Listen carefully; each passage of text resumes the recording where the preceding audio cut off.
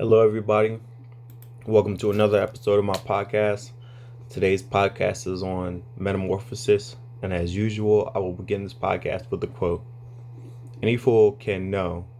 The point is to understand. And that's a quote by Albert Einstein. With understanding comes change, and if you knew better, you do better. So basically, as we went throughout life, I feel that it's pertinent that we understand ourselves. We get to know ourselves, the intricacies and the minutia of our existence, of our being. And in understanding who we are, we can then maneuver through life differently because we understand who we are. There's a difference between knowing and understanding. Knowing is static, referring to discrete facts, while understanding is active, describing the ability to analyze and place those facts in the context to form a bigger picture. So the way that I came up to best summarize that point, the difference between knowing and understanding, is something again that I can easily relate to, and that's flying an airplane. So everybody knows that an airplane can fly. We see it um, move through the air on the ground, and then eventually it gets into speed and it takes off. But do we really understand the complexities behind how an airplane can fly? And usually for, you know, the average person, they really don't care to understand how a airplane takes flight or the little intricacies that are behind aviation and the way that aircraft maneuver through the air. But in becoming a pilot, you have to understand these intricacies and the depths behind how an airplane flies. And then in understanding, it enables you to be a better pilot because you can learn how to use those forces for your benefit should something go wrong, or even just to make the flight more enjoyable or to be more efficient. Um, and there's a lot of things that you have to understand. There's how an engine works, how different systems work within the plane, how the wings are shaped, the different types of designs, how the engines may be situated, how the flight surfaces react to the air passing over them, um, the different forces that enact on the plane opposite to one another, and what you have to do to defeat those forces in order to make it fly. And the list goes on and on and on and on.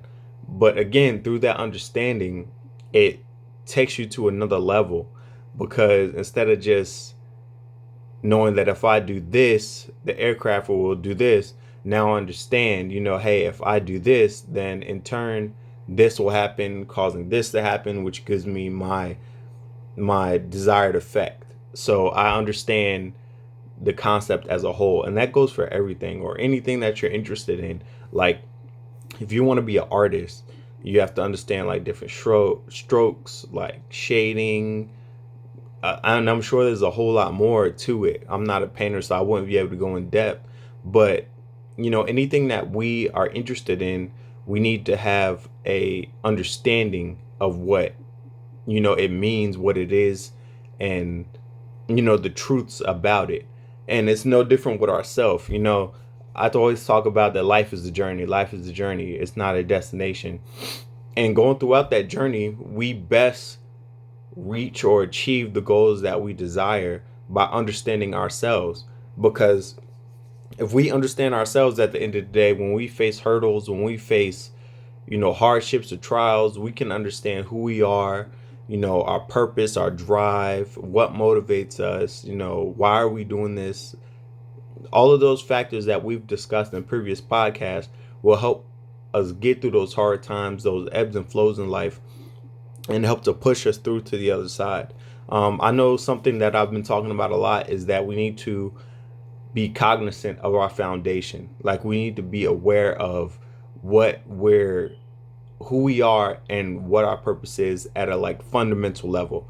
That way, when we get into situations where things may be gray and it's not as black and white, we're not questioning ourselves and making the process even more complicated because we already know, if we're going to go left or go right based on who we are fundamentally or based on what our goals are as an individual. So understanding ourselves at a deep level, mentally, spiritually, and physically on those different planes, is going to help us to achieve our goals and to maneuver through life more efficiently. I won't say faster, because everybody's journey is different, and sometimes we got to repeat lessons, and sometimes we fall a couple times and we got to get back up, and the duration between getting back up may be longer than the previous time, but it's a journey. So don't get down on yourself, and just try to make your best effort to understand who you are and what you stand for. Understanding of self and the complexities surrounding existence will lead to a better life. There's a lot of people that are, they work on their body, but they don't work on their mind or spirit, or they work on their mind, but they don't work on their body or spirit. And like I've talked about before in other podcasts, like everything is intermingled. If we look at life as a giant web, as opposed to separate existences, or separate interaction of things that play a part in our lives, then we would see that things fit together, things are connected. This over here might not look connected because it's so far off and you can't make the connections to make it relate to this thing, but in actuality, like, those two things are related. Sometimes it might take for somebody else to see it. Sometimes we might have to take a step back and look at the picture overall, detach ourselves and see the bigger picture.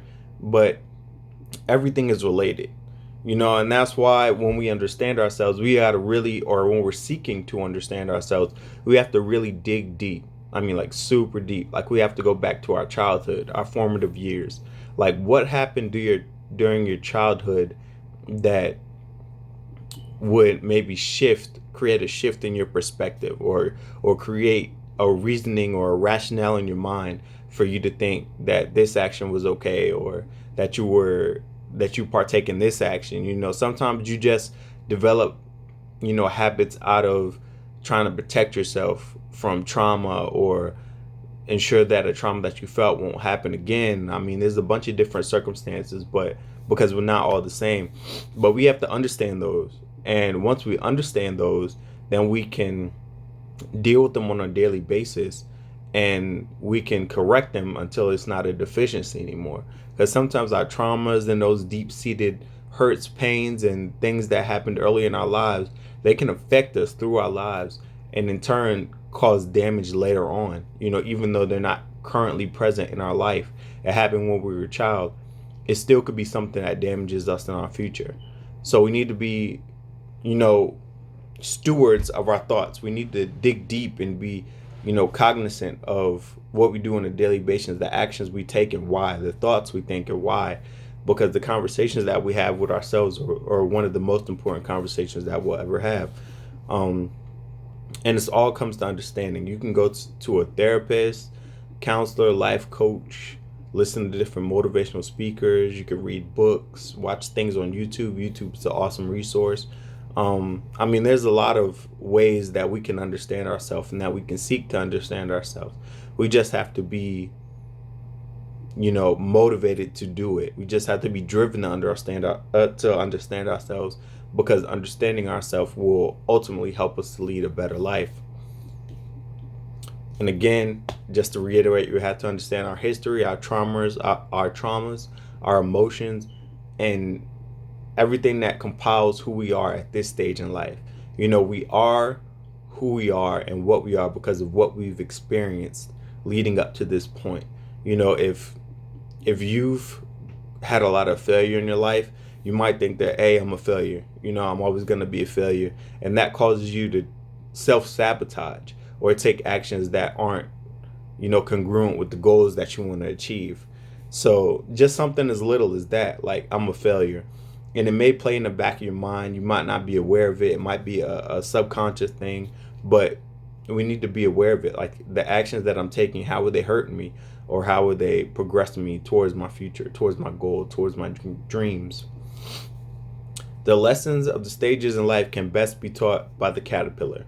Now, that's not the best way that it can be taught, but it's a great metaphor for how that it can be taught, or the different stages in lives can be explained or can be taught. The caterpillar goes through 3 stages: the caterpillar, the cocoon, and the butterfly.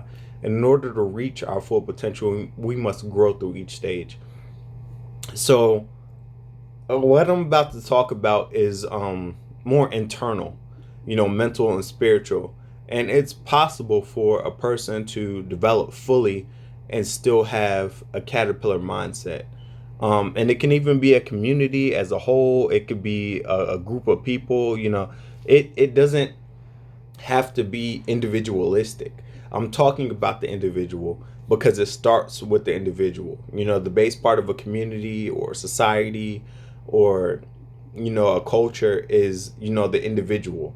The practices you take as an individual in the greater whole. And but everything that I'm saying could apply to men, women, communities, societies. It's just a way of looking at something, and perspective is reality. So once you understand, how I thrive or how I live at the planes that I exist in this world, then you can, seek to make a change. And the book that I'm referring to in reference to all this information, it's a great book. It definitely has a focus or like a target that it's trying to hit, like a target audience or like content that's like specific. But if you really look past all of that, like the grand scheme of things that the author is talking about, it could apply to anything. And that's why I wrote it generally in this podcast for that purpose, just to, express how it could be applied to anybody and everybody, not just specifically one group of people or one community of people. It's much, much larger and a much more, sweeping, all encompassing concept. And the book goes way more in depth than I'm going to go. Again, this podcast is just to touch the surface. We're just trying to spark interest, get you thinking a different way, get the wheels turning. But I'm going to leave the book title in the show notes, and feel free to look it up, read it, and get something from it, because I think everybody should be not forced but instructed to read this book, because it really is life changing, or changing the way that a mind altering. I guess that would be the best way to put it. And again, this information that I'm sharing with you is just the tip of the iceberg in that book as well. In the caterpillar stage, we are driven in large by impulse, emotion, physical anatomy, makeup. Think of like a newborn. So when a newborn child is born, only thing he cares about is survival. He doesn't even know it's survival, but that's the only thing he cares about. He cares about getting fed. He cares about being comfortable. He cares about being warmed, and all those other things that, newborns need. They don't know that they need or that they want all of these things. They just know that in order to get them, the only way that they're able to alert their caretaker to the fact that they need something is to cry. They don't know how to formulate sentences or articulate what they need. They just know that they're going to cry, and in a perfect world, their caretaker is going to figure out what's wrong with them. When we're in the caterpillar-like state, we're acting off of impulses, emotions. It's just basically like being in like survival mode. You're not really caring about other people. You don't have discipline, and you're not thinking about the future. You're just thinking about immediate, right now, like instant gratification. You're not thinking about, your legacy, your future, the future of your community, any group as a whole. It's just largely based on you. It's I, as opposed to we or us, and again, as an adult, you can have any one of these mindsets or stages of growth. And ideally, in life, as we grow up, we become adults, we mature, we move through these stages. And a precursor to each of these stages, even though I'm going to share, what easily identifies, how to transition from stage to stage, is a mentor. A mentor, somebody in your life that's going to show you how to progress and show you what's acceptable at each stage of life and what's expected of you. In a lot of cultures, there's a tradition of a boy going into manhood. And America really kind of doesn't have that per se in a structured fashion. When you graduate high school, you move on to college. is kind of assumed, but there's really no like structured way of being like, hey, you're a man now. It's kind of something that you fall into. At least that was my experience. And then along the way, you figure out things and you grow as you go. Um, so moving on, the next stage is the cocoon stage. The precursor that initiates this change is the development of discipline. This is where you start to look at the long game, making moves not based on immediate gratification or impulses. This is where you start to understand the concept of waiting and being still and the intricacies surrounding those decisions. Think of a toddler progressing into like the teenage years. So a toddler doesn't understand the intricacies or the minutia of life and stuff like that, but they do understand discipline. They don't know it's discipline at that point in time, but they know how to put aside instant gratification. Like if I tell my daughters like, no, don't do that, they understand from past experiences that if daddy says no, then they shouldn't do that thing that I'm telling them to do. So they don't. They discipline themselves and they don't do it. And we move on with our day. They also learn how to play games to get what they want. Like, oh, daddy, I'm hungry. I want some food. And then once they got me on that track, they're like, oh, I don't want that. I want this. And in the beginning of the game, that's what they wanted first and foremost. So you start to learn how to maneuver or scheme in life to get what you want, to achieve a desired goal. It's about the long game. It's not about immediate gratification. Same thing with teenagers. Like as you grow up and you become a teenager, like you begin to find your position in life. You're forming ideas about culture, society, and stuff like that, and your place in the bigger picture, the group, and stuff like that. And all of the things that happened in your excuse me, all of the things that there we go. All of the things that happened in your formative years are coming together to define you and turn you into who you are and what you're going to be for your adult life. And you're learning how to, be disciplined even more, like working out on a daily basis so you can achieve a certain physique or a certain, ability to perform for the sports that you're in or the sports that you may be in, or how to discipline yourself to sit in one place and read a book, even if you don't want to, so you can achieve a grade in the class. Or, discipline is the hallmark of this stage.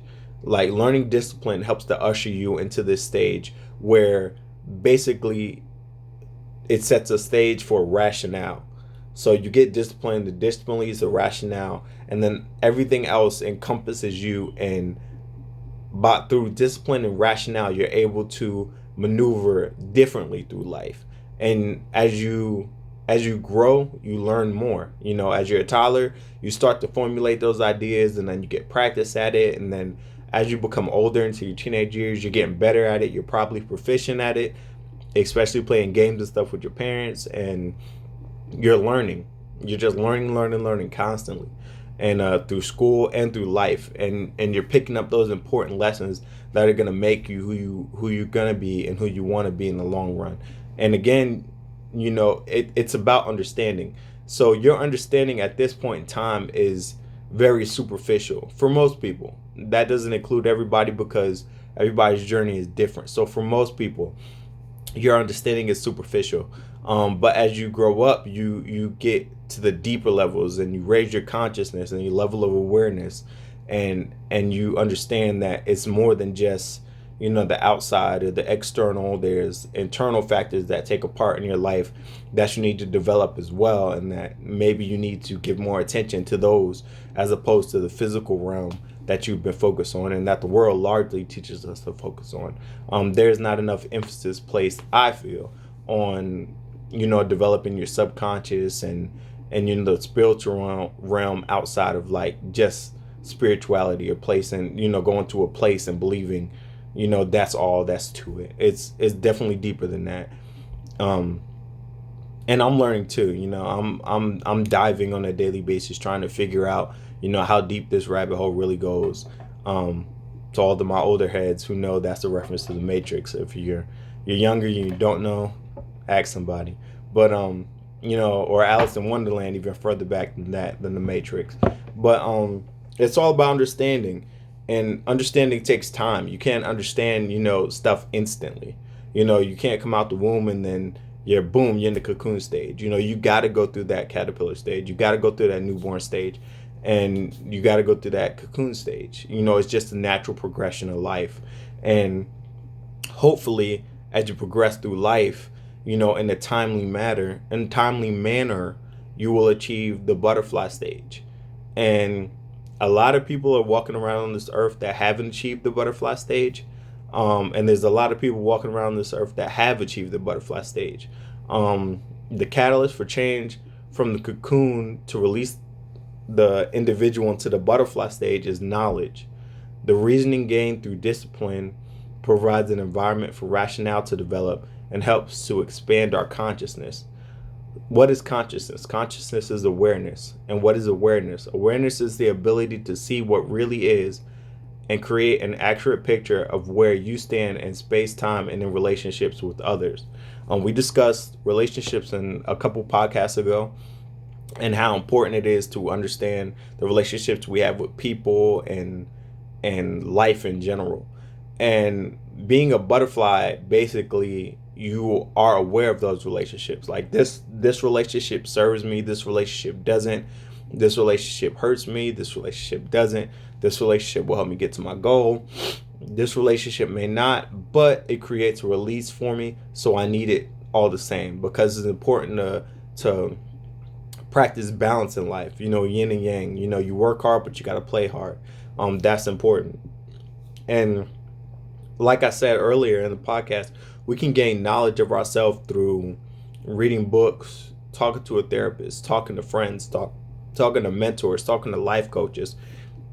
There's a ton of different ways that we can obtain this knowledge. And it's not a knowledge of like, I'm just going to sit in a classroom and somebody teaches me, even though that might be a way. It's a knowledge of going out into the world, experiencing different things, and not being so rigid, being malleable. Because if you're rigid, then everything that you look into and everything that you read into, you'll be like, oh, well, that's not the way I taught, or this person wouldn't agree with this, so I'm not going to agree with it. But that's not what life is about. It's about having an open mind, not open to everything, but that's for you to decide. Is this okay? Is that okay? Is this not? Is that not? That's for you. What's okay for you might not be okay for me. But that's something that I've determined by going through these different stages in life. That comes with having knowledge of myself. Being a teenager living in this crazy world, and you think you know everything, you think you got it played out, and then you may experience some huge type of setback in your life, or you may perceive things as being one way, and then as soon as you get into the real world, you're like, man, I was really sheltered, and things aren't as clear cut or as black and white as I thought they were. There are definitely some shades of gray. That's when you really start having to dig deep and see what you stand for and what your life is going to represent, what you represent. Because in those shades of gray, that's where we make ourselves. There are some things in life where you definitely have to be black and white, but by and large, there's a lot of areas in life that are shades in gray. There's no other way to say it. Like we can't go through life rigid. You have to be malleable. There's some things that you just can't budge on. But by and large, there's some things that you're gonna have to be, flexible on. And it's situational. The situation dictates. But you drive. You can be the driving factor in that situation though. Because what I always say is the one constant in every situation that you experience is you yourself. So no matter what situation you go through, you're going to always be present in that situation. So the ethics, the morals, and everything on that foundation that you built, you can bring that into the situation. And even though the situation may be fluid or ever changing and stuff like that, you still have your morals, your ethics, the code that you created to fall back on to help you make decisions easier and more, efficient. I know that's kind of clear as mud, but again, it's something that you got to experience. It's I could tell you a million times over that same scenario. You may get into a situation, it may not be as clear cut, but just fall back on your morals, fall back on your ethics, fall back on what your heart says or what your mind is telling you, depending on the situation, and that'll help you to make the right decision. And then you'll experience the situation and you'll make a decision, and it'll go totally left. And you'll be like, well, Chase was wrong, he told me the wrong thing to do. But it's not so much as, again, the shades of gray. There are times in life when experience will be the best teacher. So even if you make that wrong decision, even if you go to the left instead of to the right, it's a lesson. There's a lesson in it all. And again, this contributes to that butterfly stage, that knowledge of yourself, because there's you can read things in books, but then there's a whole nother set of lessons that can be taught when it comes to practical application. Like in my job, in my career field, we have to go through a 6-month academy. And when you come out that academy, everything, by the book. This is what the book says, this is what the book doesn't say, and stuff like that. And then you get out into the world and you start trying to practice that and implement that in the real world. And you realize, wow, there's a whole lot of gray out here. And if you're smart, you'll realize that you don't know as much as you thought you know.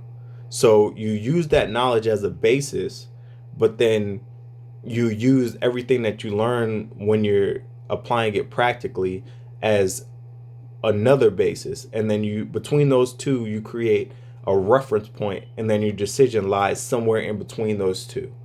And that's the best way I can explain it.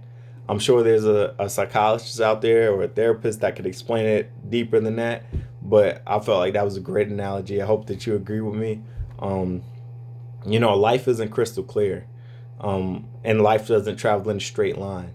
It's definitely resembles more of a shape of a roller coaster. There's highs and lows, ups and downs. Sometimes it'll go back on itself, and you'll have to repeat a lesson or repeat something else, or sometimes it'll move forward at a faster pace than you were ready for. Sometimes it'll be stagnant and you'll just be in a place for a little while.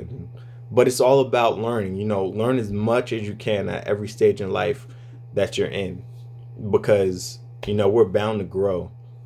And just because physically we're developing doesn't mean that mentally we're of the same stage in life. Again, as I said in the beginning of the podcast, you can definitely be a full-grown adult, but your mindset could be that of a cocoon or that of a caterpillar. And I'm not talking about the state of disabilities or anything like that. I'm just talking about in a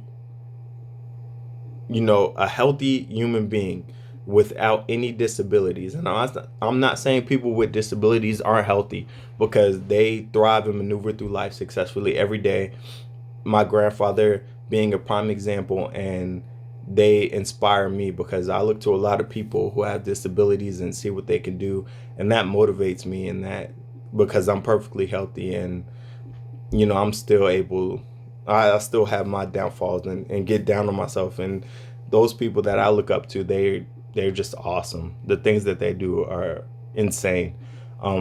Like for instance, there's one motivational speaker, I can't remember his name and I apologize for it, but he has no arms and no legs, but he swims, he has kids. I mean, it's phenomenal. But in this podcast, I'm not referring to that. I'm just referring to just people. It could be it could be somebody who has a disability. They could definitely go through these stages as well. But I'm referring to everyone. This is an all-encompassing podcast.